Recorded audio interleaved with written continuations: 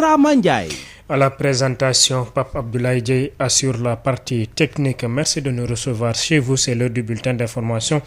que nous démarrons avec,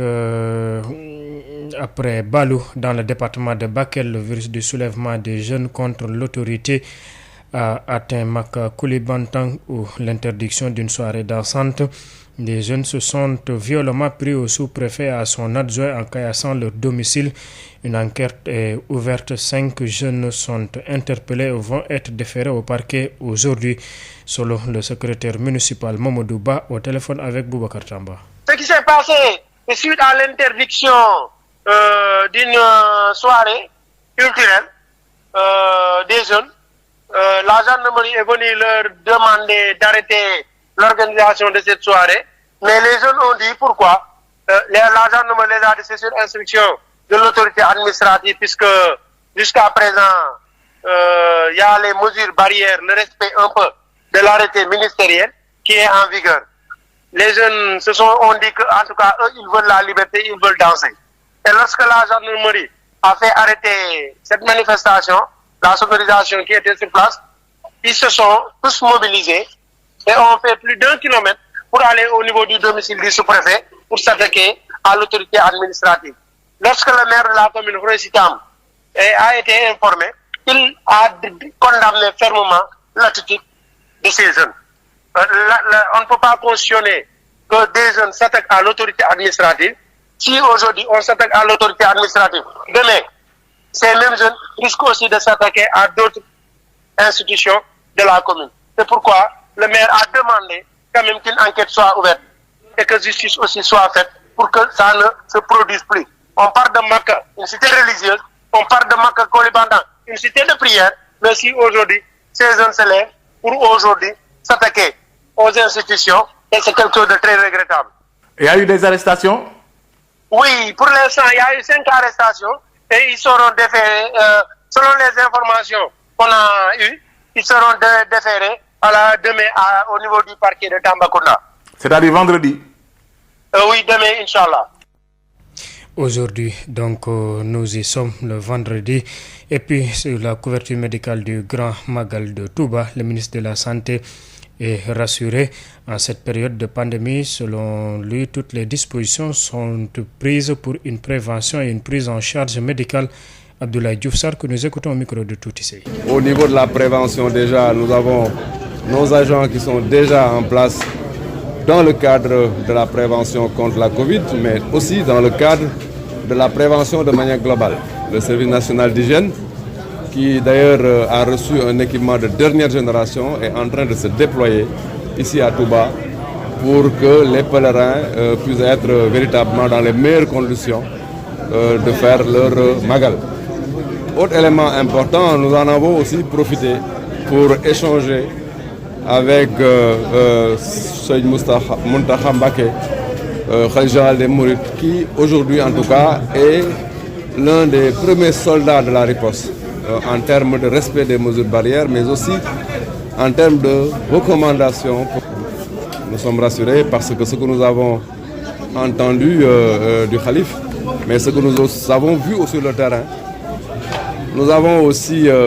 été au niveau de l'hôpital de Touba, qui est un hôpital qui sera livré au mois de mars pour évaluer l'état d'avancement des travaux. Nous sommes rassurés. L'ensemble des corps d'État sont en train véritablement d'être finalisés. L'hôpital aujourd'hui est au point et que les délais de mars seront respectés. Nous avons aussi déployé beaucoup de moyens, des ambulances, mais aussi des équipements d'hygiène pour la bonne prise en charge des préoccupations des pèlerins. Des postes avancés aussi ont été donc installés un peu partout au niveau de la ville de Touba, sans compter maintenant un stock important de médicaments d'une valeur supérieure à 80 millions qu'on a mis en place pour permettre une bonne prise en charge des préoccupations de santé des populations. Et puis le village de Fouloum, c'est à Morolan dans le département de Tivaouane, demande une électrification de leur localité. Ils dénoncent par la même occasion l'arrêt des chantiers depuis plus d'1 an. Les populations ont donné un ultimatum à l'État ils ont fait face à la presse hier, Babacar Sow. Électrification du village de Fouloum à Morolan dans le département de Tivaouane. Des chantiers à l'arrêt depuis plus d'1 an. Les populations face à la presse promettent de passer à la vitesse supérieure si rien n'est fait d'ici 2 semaines dans ce village, très peuplé du reste. À les en croire, l'attente a été très longue. Issa Seck, président de l'association des jeunes de Fouloum. Nous lançons un appel auprès des autorités pour qu'ils puissent intervenir afin que l'affaire puisse être diligentée, pour qu'ils puissent donc reprendre les travaux dans les meilleurs délais et qu'ils puissent achever le chantier. Parce que c'est inadmissible qu'un village de plus de 10 000 habitants ne soit pas électrifié, parce que comme le président de la République prône l'électricité pour tous. Donc Fouloum étant l'un des villages les plus peuplés de la commune de Morolan, on ne peut pas admettre que ce village ne soit pas électrifié. Si rien n'est fait d'ici 2 semaines, nous passerons à la vitesse supérieure parce que nous en avons marre. L'attente a été trop longue. Sur les péripéties liées aux lenteurs dans l'exécution des chantiers d'électrification de Fouloum, le sujet a été évoqué durant ce point de presse. Issa Seck, le président de l'association des jeunes de Fouloum, explique. Depuis 2018, le directeur de l'ASER, en l'occurrence M. Baba Diallo, avait fait une descente au niveau du village. Il nous avait promis d'électrifier le village dans un délai de 3 mois. Mais il s'est trouvé qu'on a constaté une lenteur sur le projet. L'année passée, vers le mois de juin, l'entrepreneur avait démarré le chantier. Mais il s'est trouvé que depuis lors, il y a eu un arrêt de la part des autorités. Ils nous ont informé que le seul ressort de la lenteur relève du domaine de M. Mandiaye Kébé, chargé de l'exécution de ce programme. Il est conseiller à la présidence, maire de Fass Borigo, il est en même temps député. Tivaouane, Babacar Sow pour Sud FM. Birama Ndiaye. ci kaddu gi ànd ci ak wàllu xarala bi kii di Pape Abdoulaye Dieye niki ci kanam tuuti dinañ yóbbu lu toll ci juróomi xale lu góor ya nga xamante ne nag dañ leen di jàpp foofee ca Makka Koulibantang ginnaaw bi nga xamante ne dañoo daal di song lii la di dëkkuwaayu sous préfet ba ak kuñ ko toftal ci moom li ko waral nag ñoom dañoo bëggoon am ab xumbuteef ñu daal di leen ko tere ndaxte nag jamono bile moom moo ko laajul gune yi nag daal di riir utali këru kilifa boobee daal di ko caxatee ci noonee la ñu daal di tegagum loxo juróom yooyee. Mamadou Ba nekk secrétaire municipal mooy andi leeral ñu teewlu ko Boubacar Tamba. waaw barki démb daal wax dëgg yàlla lu musul am Makka Koulibantang moo fa am parce que ku xam Makka Koulibantang ne dëkku diine ku xam Makka Koulibantang ne dëkku ñaan yàlla def nag depuis coronavirus bi am ba tey instruction yi état Sénégal jëloon pour tere yenn manifestation yi par exemple ay fuural ay baal ñu koy appliqué ba tey si réew mi yàlla def keroog nag ndaw ñi amoon ñu bëggoon organiser fond musique baal biñ ko defee gendarmerie ñoo ne leen arrêté leen li parce que am na arrêté bu ko tere xale yi nag ne ñoo mënatuñu dégg loolu wax dëgg yàlla dañu bëgg moom seen bopp liberté lañu bëgg dañu bëgg fond biñ leen teree loolu gendarmerie jël seen i bagage tere leen ko defuñu lu dul dem songu kër sous-préfet bi ñu songu kër sous-préfet bi plus de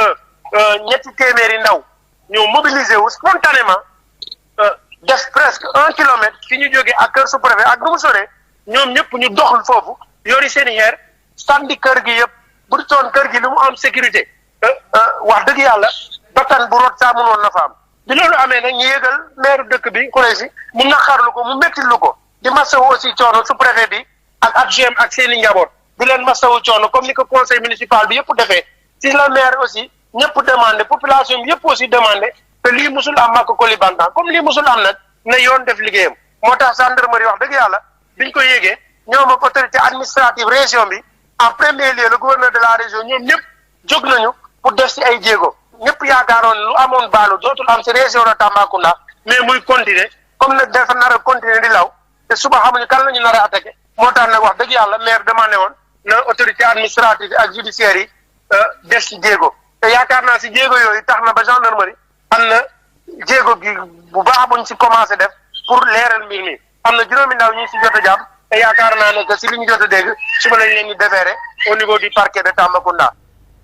maanaam ni ki aljuma ji lañ leen di defeere ca parquet bu nekk foofee ca Tambacounda wàccaayu màggal bi jëwriñ gi ñu dénk lépp lu jëm ci wàllu wërgu yaram xelam daal dina dal ginnaaw ba mu fa demee tukkib nemmeeku lu jëm ci wàccaayu feebar bi leen nag gis na ne ni ñuy def ba daal di ko feggu jël nañ seen kem kattan ak seen matukaay ngir rek lépp la nga xamante ne dina fa ruuse ñu saytu ko ni mu waree Abdoulaye Diouf Sarr ñu teewlu ko tuuti sëy ñëw naa xool naa def naa lu tout wax dëgg yàlla am naa donc xel bu dal que ne danañu dem si màggal bi si environnement wu contexte pandémie si ni mu gën a rafet parce que déjà njàngal mu njëkk bi mooy bu ma xalif bi recevoir ku tedd gi bu mu génnee déjà laa ne wax dëgg yàlla joxe na leçon Sénégal parce que na mu génne ak respect mesure barrière na mu ko defee nekk na lu rafet noo xamante ne bu si ñëpp royee rek incha allah danañu dem si màggal bi dans les meilleures conditions mais aussi profiter naa si occasion bi pour dem seeti hôpital bu bees bi xamante ne mois de mars incha allah danañu ko livrer mais aussi xool naa ndax personnel bi mat na am na 5000 agents yoo xamante ne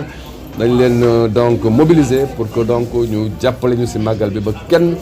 du am problème boo xamante ne am nga ko si wàllu santé action sociale te duñ la mën a taxaw service d'hygiène tam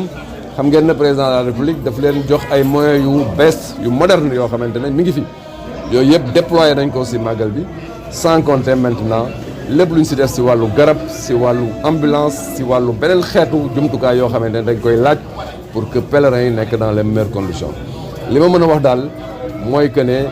alhamdulilah te léegi bi ma porte-parole recevoir itam génn na si waxtaan bi ne ñun dañoo taxaw pour gunge pèlerin bu nekk si màggalam ba képp koo xamante ne ñëw nga fi nga mën a dellu fa nga jóge woon dans les meilleures conditions d'hygiène et de santé. di kàddu yi jëriñ gi ñu dénk lépp lu jëm di wàllu wërgu yaram di Abdoulaye Diouf Sarr bañ fa noppee dem ba ca Fulum foofee ca Morolan nekk ca département bu Tivaouane li ñuy sàkku nag mu daal di leen andi courant ci seen dëkk boobee la ñoo méttit lu bokk na ci sànce yi nga xamante ne lu weesu at a ngi nii ñoo ngi fa tagga témbe dara yënguwu ci ba tax rek ñu daal di sàkku ci kilifa yi ñu àddu ci loolee ne mu gën a gaawee Babacar Sow. wàllum courant jafe-jafe la ci askan wi yeewoo ci dëkku Fulum nekk ca Morolan ci département bu Tivaouane chantier yoo xam ni dafa dakk boobu léegi def na lu toll ci benn at askan wi doon dajeek waaye taskati xibaar ni daal mbir mi metti na leen lool te dootuñu seetaan li ni mel su fekkee andiwuñu courant bi fileeg ñaari semaine di gox boo xam ne bii bëri na nit lool suñu sukkandikoo ci li ñuy yàbbi ne nañ daal xaarandi bi yàgg na Ousmane Cissé borom dëkkub Fulum lañ ciy déglu. adressé président Macky Sall di ko wax ni na wax ak Mandiaye Kébé ñu ak gouverneur Thiès tamit am na benn dëkk bu tudd Fulum bu nekk région Thiès département Tivaouane arrondissement Pambal commune de Morolan dëkk yi des yëpp am nañu courant ñun def nañu lépp muñoon nañ leen léegi daal li ci des mooy ci Mandiaye Kébé la liggéey bi di traîner doomu Fulum tey ñu ngi subir conséquence yu ñàkk courant 10 000 habitants ñun ay doomi Sénégal lañu di fay impôt contribuer ci développement bi ba léegi boo seetee gisuñu suñu bopp waratuñu am problème électrification rurale mais ba léegi daal ñun ñu ngi subir ay conséquences yoo xamante ni boo seetee état Sénégal moo ñu seetaan te war nañ ci mën a dimbali. ana li tax chantier yi yéex loolee yëpp am na lu ko waral bi ñu jàkkaarloog waaye taskati xibaar yi askan wi yeewoo ca Fulum daal di nañ ci yee yàbbi Ousmane Cissé borom dëkkub Fulum. depuis 2 ans ngi nii société bu ñuy wax Fass électrique moom la ñu indiwoon fii pour ñu électrifier dëkk bi boobu ak léegi màggalu Touba daaw bi ñu koy waaj lañ fi ñëwoon bi ñu ñëwee ñu commencé samp poto yi ak fil yi bi ñu demee ba léegi ñëwaatuñu bu ñu doon woowee dañuy ñuy promettre à ce que ñoom ñu ngi ñëw léegi nag jokkoo nañu kilifa yi waa ASER yi nga xamante ni ñoo leen joxoon liggéey bi am nañu information nécessaire que lépp jox nañ ko société bi di Fass électrique borom société bi mu ngi tudd Mandiaye Kébé di maire Fass Bariga di conseil spécial ci Macky Sall di député à l'Assemblée nationale te tamit dëkk bi dëkk bu yaatu la commune bi ak commune yi ñu wër yépp am nañu courant. Tivaouane Babacar Sow doon ci jokko ak yéen pour Sud FM. Birama Ndiaye. mbokk yi fii la ñu yem ak yéen ci xibaar yi sant leen gërëm bu baax Pape Abdoulaye Dieye mi féete woon ci xarala gi ci kanam tuuti bu juróom-benn waxtu jotee ba teg fanweeri simili rédaction bi dina fi ñëwaat yaatal ko ci français ak ci wolof laata loolu ñu bàyyi leen ak oustaz Alioune Sall oustaz Mbacké Sylla ñu wéy ak yéen ci wàllub waxtaan bi noppee ju leen di ñaanal panaanub jàmm.